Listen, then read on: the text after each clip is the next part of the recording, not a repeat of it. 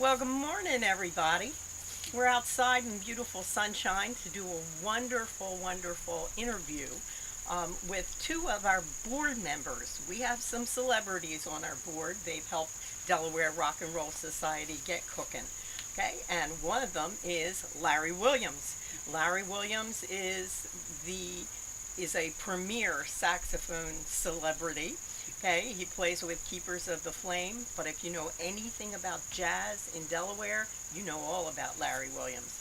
Larry Williams is one of the only performers who has ever walked into the Club Fred setup and not been required to have an interview or do any kind of rehearsal. He's that good.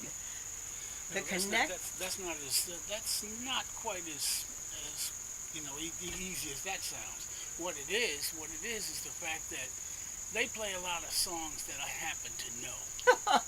See, there's a lot of things that they play that we didn't play on my side of the tracks, but being a record collector, I was always into that. That's why, like, when they played Vehicle, I had no problem because I knew the song. You're on it.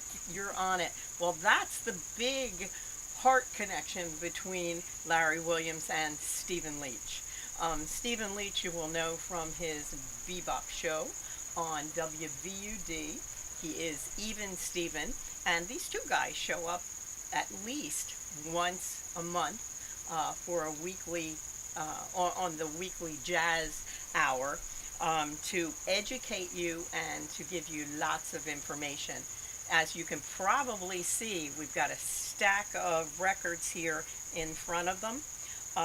So what we're going to do is just kind of turn it over to you, myself, and Chuck Old, who is the newest member of our board, who is who is doing the interview and the filming here today.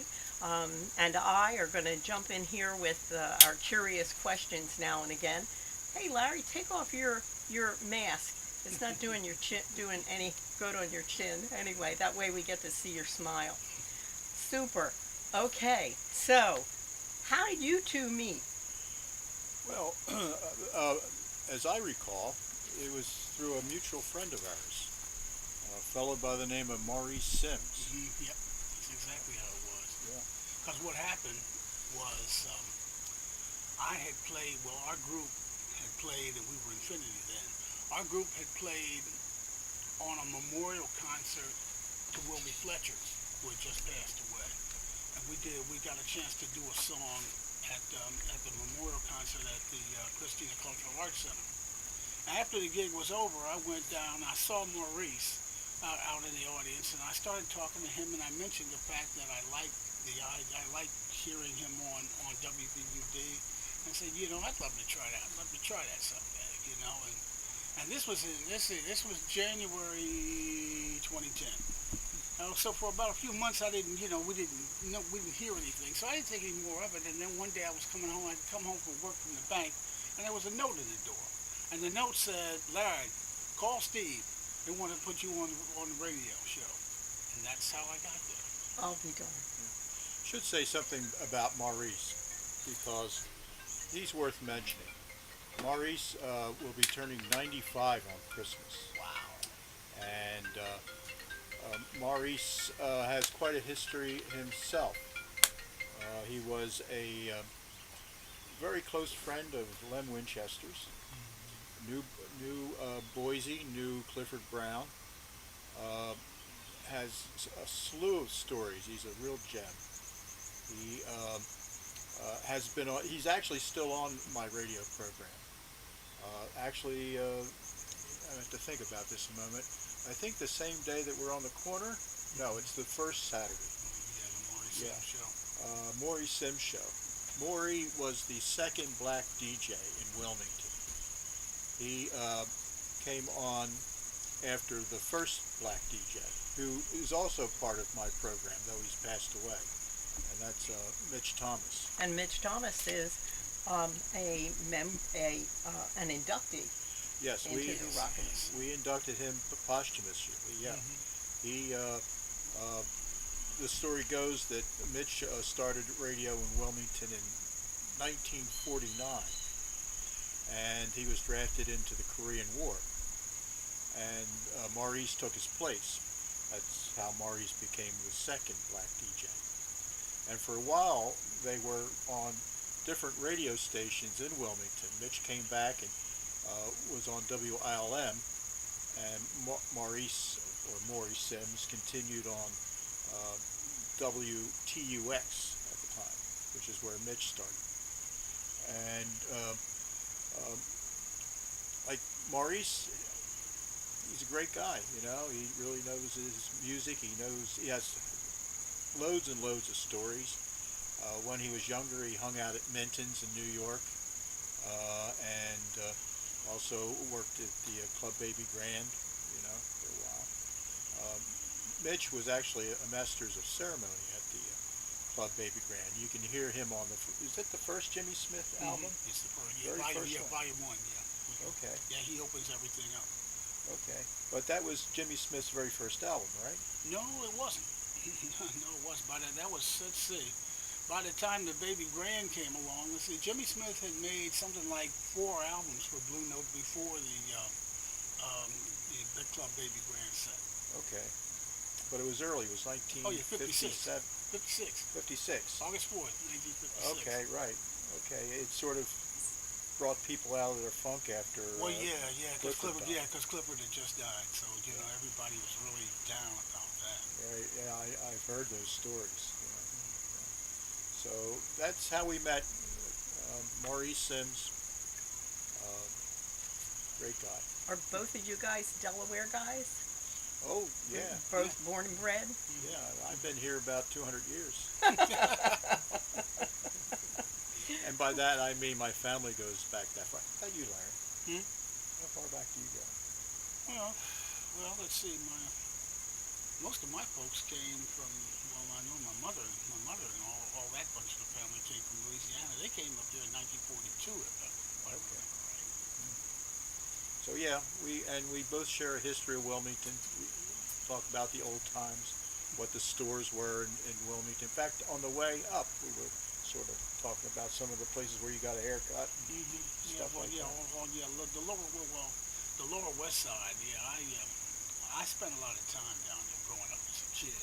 My grandmother lived in a couple of places down there, and I was always at her place because she had a big Philco record player and a big stack of 78s. And anytime I could be around a stack of 78s, I was the happiest kid on the block. Right. What were your favorites? There's too many of them. Just a couple. I mean, there's just too many. There's just too many to mention. I mean, I guess it's hard for me to pinpoint, but I guess, maybe something like the Clover's One Mint Julep or something like that, which I played as a kid,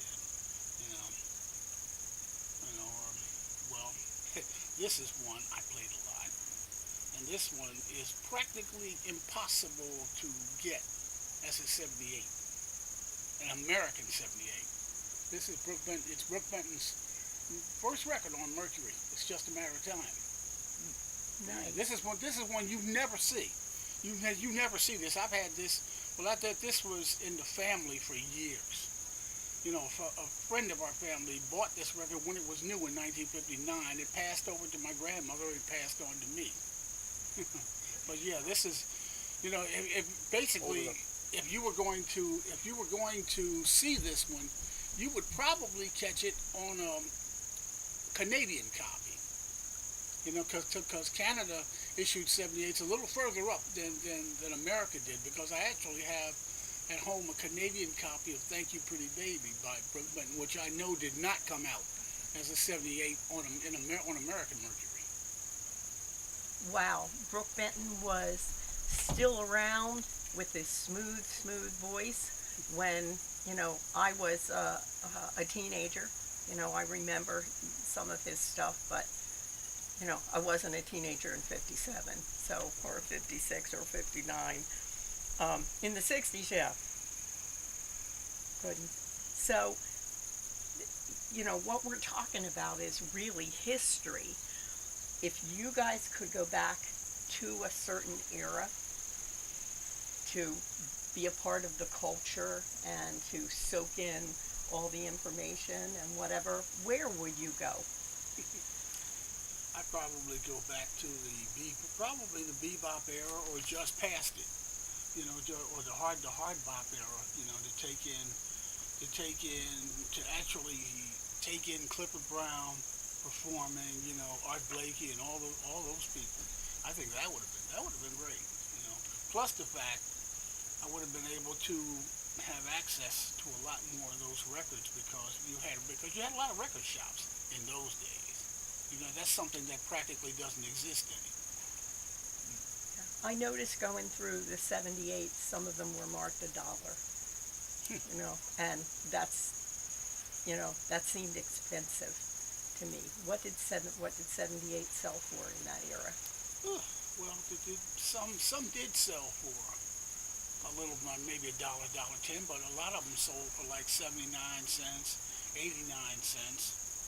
Of course, you could always do what my mother used to do, which was wait until they came off of a jukebox where they'd been played a bit and been worn, and you could get them for cheap. Because they'd been on. My mother would buy. Well, actually, she used to go to Bailey's record shop back in the day when you had listening booths and that sort of thing, when you could go in, pick out a bunch of records, go in a booth, play them, and see what you wanted. Yes. And my mother would come out with like $20 worth of 78s at a time. Music was always part of my family. I mean, I remember the very first song I heard on the radio back in 1944 or whatever, by Judy Garland, or I think the Pied Pipers did a version of Clang, Clang, Clang went the trolley, Ding, Ding, Ding went the bell. Okay. Mm-hmm. The trolley song? The trolley song. That's the first song I remember. Yeah, they did do, the Pied Pipers did do the trolley song. Yeah, okay. And my mother's family, they were always into music. They had the radio on, there was a piano in the house. My grandmother actually played the piano back in the silent era in Wilmington theaters. And she was, cool. I think, only 16 years old. She was amazing. She could listen to a song and then go to the piano and play it. But it was always in that flourishy kind of 20s style. And my uncle was in the my mother's brother was in the Wilmington Opera Society. In fact, he became the oldest member of the Opera Society. So music was always in that part of the family. And on my father's side, he was an artist. He was part of the WPA Writers Project. So it was kind of a natural. It was really kind of just there. And as far as the era that you referred to, I remember as a kid listening to radio. It's funny, rock and roll was not allowed in the house. Okay, my father was a little bit conservative that way. We did sneak a couple in, but in the afternoon it was a mix between Wham's, which was the big radio station in Wilmington, and Bandstand, later American Bandstand. So we'd or I would, depending on what floor I was on, whether it was upstairs listening to the radio or downstairs watching television. And I remember listening to Mel Burnham. I remember listening to Mitch Thomas. And I would have never dreamed that Mitch Thomas and I would do radio together, as a kid.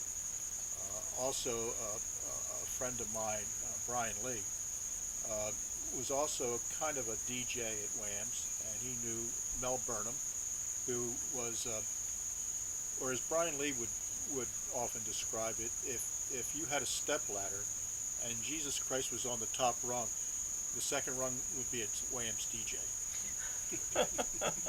and Mel Burnham was the top jock back in the late 50s. And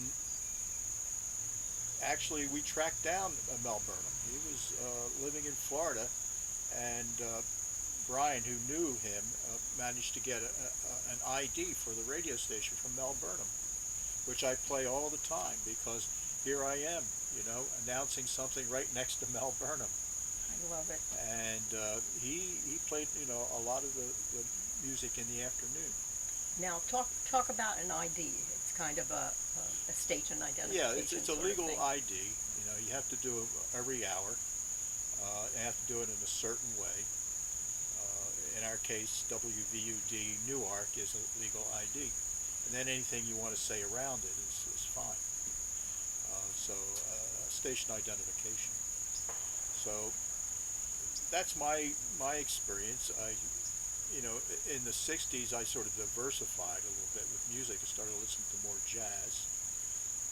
My father, who was enlightened in some ways, had some pretty good jazz albums. I was introduced to Miles Davis, the Modern Jazz Quartet, Art Blakey, Lionel Hampton. I remember those were some of the albums that he had. And then, of course, I got into classical music as well. And actually started radio in 1964 at a little radio station in Dover at a place called Wesley College. WSLY. We're the sly good guys. And it was interesting because it was just as Beatlemania was breaking out, which was really exciting to see. We had a hit list, and the first 5 slots were the Beatles, and really got into the Beatles, after that. And when psychedelic music came along, got into that, and just absorbed a lot of different music as time went on. I'm not a musician. I only play the radio. And you only have great taste. There you go. Unlike Charlie Tuna, who just tastes great. Yeah. We won't call you Steve Tuna, I promise. Okay. Okay, so what would be the historical era that you would go back to soak it in? Actually, I would go back, like Larry, to the late 40s. Okay. I wasn't listening to bebop back then, but I was listening to the radio, and I caught all the great tunes, the Nat King Cole's, the Doris Days. I distinctly remember Nat King Cole singing Orange Colored Sky, which I like. Dinah Shore, Buttons and Bows, that kind of music. And it was a good time. I mean, but personally, in my personal life, after the Korean War thereabouts, everything really turned bad in my family life. But music sort of kept me going at that point. You guys talked about the radio era. Let's talk about when television and movies started drifting into the. When I was in college, I had a film was art class, and Bill Wine, who used to be the art movie critic on Channel 29, was my professor, and he would drop vulgarities every other word in class. But we had to watch movies, and we watched The Graduate. Mm-hmm. The Graduate was probably the first major picture that introduced music more than just a background to the total piece of art. Right. From your guys' point of view, how did that change everything? Is it better, not really different, or that kind of thing? You mean Like what bringing cinema into in television? Like the Monkees did their, Right. The Monkees did their little chase scene with the song because Right. they were showcasing the song. The Graduate, you started having films that had music. Like you don't watch a movie now and there's not a song. Like I hear Peter Gabriel's Love Ballad, and I feel the need to do the Karate Kid single Posture. leg posture Yeah. because I hear that because that song is drilled into me from the movie, not from the radio. Right. And how's that changed Well, speaking of, that's an interesting observation that the graduate, you know, music played a bigger role in that. When you were talking about that, I was thinking of A Hard Day's Night, which came out in '64 with the Mm-hmm. Beatles, which allowed us to hear a lot of the music and see them perform it as well.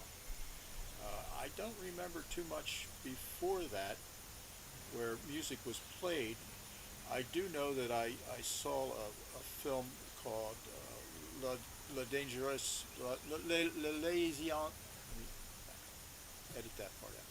La Liaison Dangereuse, which was from the Declos novel, and it had a soundtrack by Art Blakey, and that was one of the albums that we had. And I heard the album first because my father had bought it, and then saw the film afterwards. Um, and that was the first time I ever saw jazz in a film, with the possible exception of another foreign film called La Dolce Vita, Right. which had a soundtrack by Nino Rota. Lovely music, great music. In fact, I use a little bit of it on my radio program. You wouldn't know it, but it's there because I use a lot of incidental music to voiceover, things between stuff. Um, so yes, um, I don't remember too much music from before that, except for musicals. I do remember seeing the movie version of Oklahoma, and Oklahoma, was some of the earliest music I remembered and really liked, um, because we had that big clunky album. They used to be in books with all the Right. records Yes. in it, Right. and I remember that being in the house. Um, and the only music I remember from cinema before that was from musicals. South Pacific, for Yes. example, Carousel. Mm-hmm. Great music, but Yes. That became a classic um, way to present, music. yeah, West Side Story, much later, but the same idea of presenting it through cinema. well, I remember. Well, I don't remember, but there was an incident during the war in which records weren't being made so much because this shellac here was needed for the defense effort or the war effort, and there was also a strike of Right. musicians Right. Right. musicians union, Mm. and there was a gal singer from Wilmington. Her name was Betty Roche. Uh, Original name was Roche, Roche, but she put a little accent on it Make it fancy. to make it fancy. But she was born in Wilmington, and she grew up here until she was a teenager. Her family moved to Atlantic City, and when she was old enough, she went to New York City. She was did a little stint with the Savoy Sultans, and then was discovered by Duke Ellington, and she ended up being one of his favorite singers. The problem was it was during the war, and there weren't any records really being made, and the musicians had struck the industry. So Betty Roche's career never got off the ground because of those factors.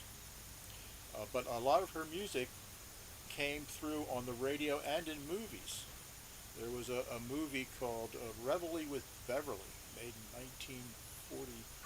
Well, the movie was made in 42. It came out in 43. And she was in that movie with Duke Ellington in an unattributed role. I mean, they never said that was Betty Roche. She was just Duke Ellington's singer. But she was in the movie, and also at the same time, Duke Ellington had a radio program, and she, appeared, was heard on the radio program as well, and she really, her career really didn't get off the ground in a big way until maybe the 50s.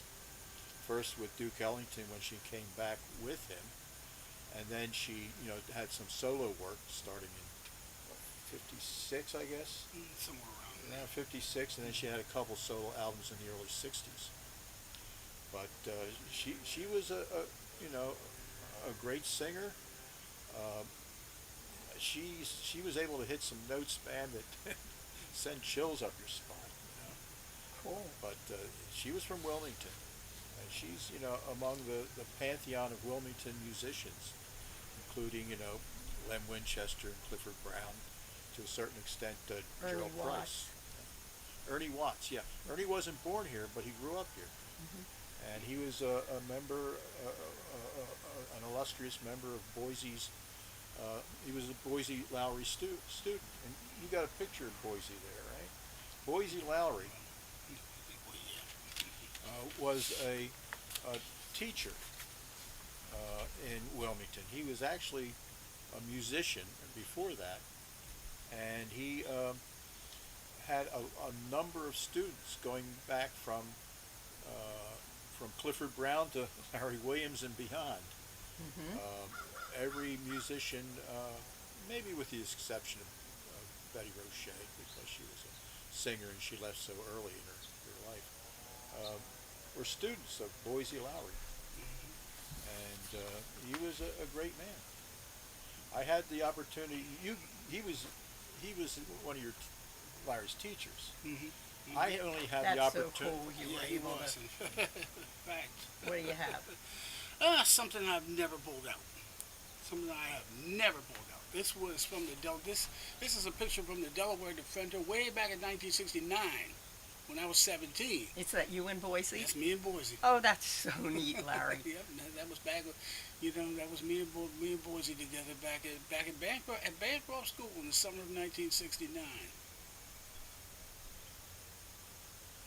Super. Yeah, he was quite a teacher. Mm-hmm. Quite a teacher.